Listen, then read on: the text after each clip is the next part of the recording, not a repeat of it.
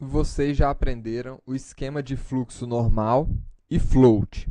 Agora vamos para o esquema de fluxo absoluto, o esquema de posicionamento absoluto. Tá?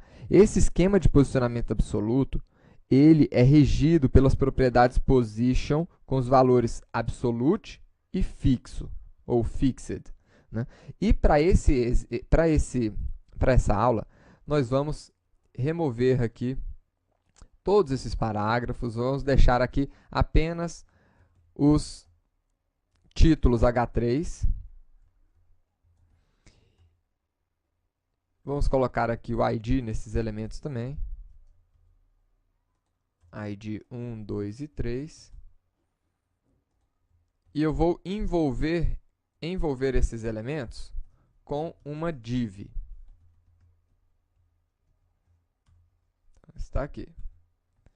Envolvemos, então, cada um desses elementos com uma div. Né? Nós podemos aqui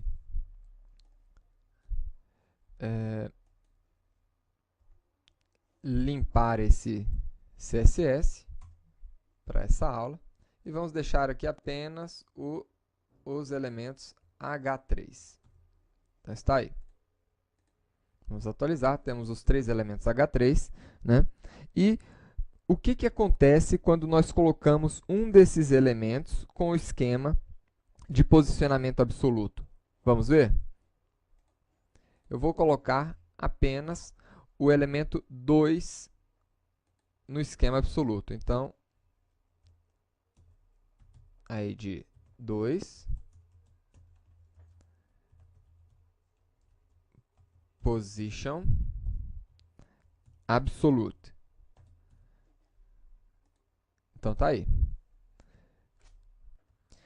A primeira coisa que ele fez foi liberar o espaço que ele estava ocupando para o próximo elemento ocupar. Então, percebam que o elemento 3, né, o título 3, ele subiu para a posição que estava sendo ocupada pelo título 2, aqui, conhecimento multidisciplinar. E uma outra coisa interessante que apareceu aqui. O elemento 3 e o elemento 1, eles estão ocupando toda a largura aqui do nosso documento. O elemento 2, que está agora com posicionamento absoluto, ele está ocupando só o espaço necessário para o texto dele. Olhem, vejam aqui o que está acontecendo com essa borda. Ela ficou bem menor.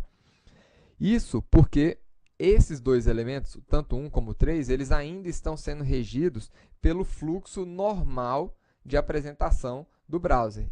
Enquanto que esse elemento 2, esse título 2, ele já está sendo regido pelo esquema absoluto de posicionamento. Tá certo? Vamos alterar aqui a cor de fundo desse elemento.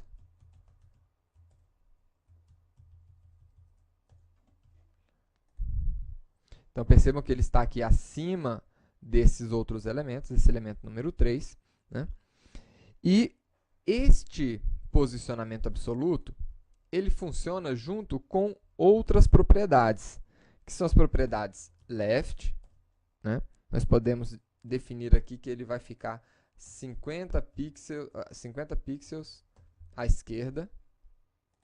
Então, está aí, 50 pixels à esquerda. Né? E 50 pixels acima.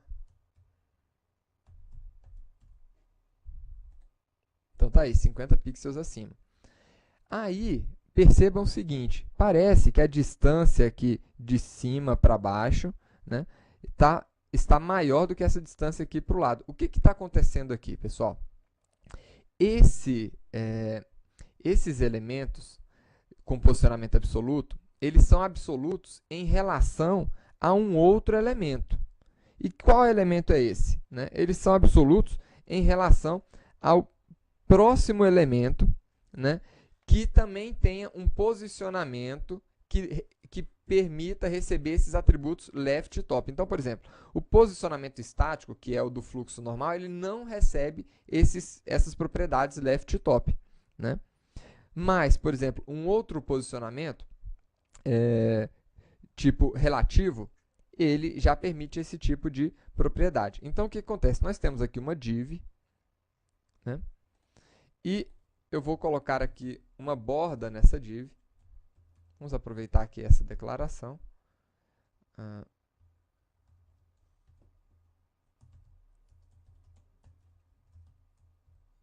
E eu vou colocar aqui uma borda vermelha na div onde eles estão. Então, percebam o seguinte, por algum motivo, ele não está posicionando, né? Eu não sei qual é a referência que ele está utilizando para posicionamento, porque aqui está maior, aqui está menor. Então, o que nós podemos fazer? O elemento que está envolvendo esse título 2 é exatamente o elemento div. Olhem aqui. Né? Então, o que acontece com relação ao contexto de posicionamento aqui? Né? Só explicar rapidinho. Ele estabelece a origem do sistema de coordenadas para posicionamento absoluto. Tá? É isso que define o contexto de posicionamento. E a regra que rege o posicionamento desse elemento aqui estabelece que os elementos posicionados com essa declaração absoluta, eles serão deslocados, tomando como base para uma determinação de coordenadas o ancestral mais próximo posicionado. Ou seja, ele vai precisar saber, ele vai se posicionar em relação ao ancestral dele, ao pai dele, que permitir esse tipo de posicionamento. Então, vamos colocar isso aqui. Position. Não vou colocar nem left nem top, só vou colocar o posicionamento relativo. E agora percebam que ele já mudou a disposição aqui. Né? Se eu colocar, por exemplo, aqui 0 pixels, ele posicionou aqui em relação ao elemento div, né? Logo no início dele. Agora, se nós tirarmos aqui esse elemento 2 aqui de dentro, tirar de dentro do elemento div, estou colocando ali abaixo agora, de todos os elementos, né? Ele passa a posicionar o elemento em relação aqui à janela do browser, em relação ao body. Então, perceba que agora ele ficou posicionado bem aqui, né, rente à esquerda aqui dessa janela. Né? Vamos voltar aqui o elemento de volta.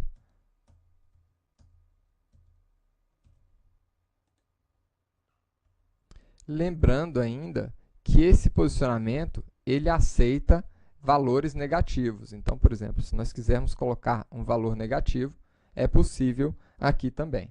Tá? Agora, qual é a diferença entre esse valor absoluto, né, e o valor fixed, que nós falamos logo no início? O valor absoluto, ele não corre, né, ele vai mudar, na verdade, se nós tivermos aqui uma barra de rolagem. Por exemplo, vamos colocar essa div aqui com um tamanho aqui de 1000 pixels. Então, ótimo. Nós temos uma barra de rolagem, né? Ele fica... ele acompanha a barra de rolagem, ou seja, esse esquema de posicionamento absoluto, né, ele vai manter aqui a sua localização, né, e vai correr junto com todos os outros elementos da página.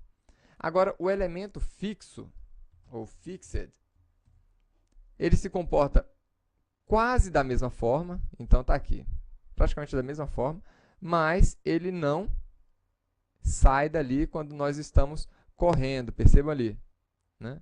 Ele não está mudando. Essas são as grandes diferenças entre os dois.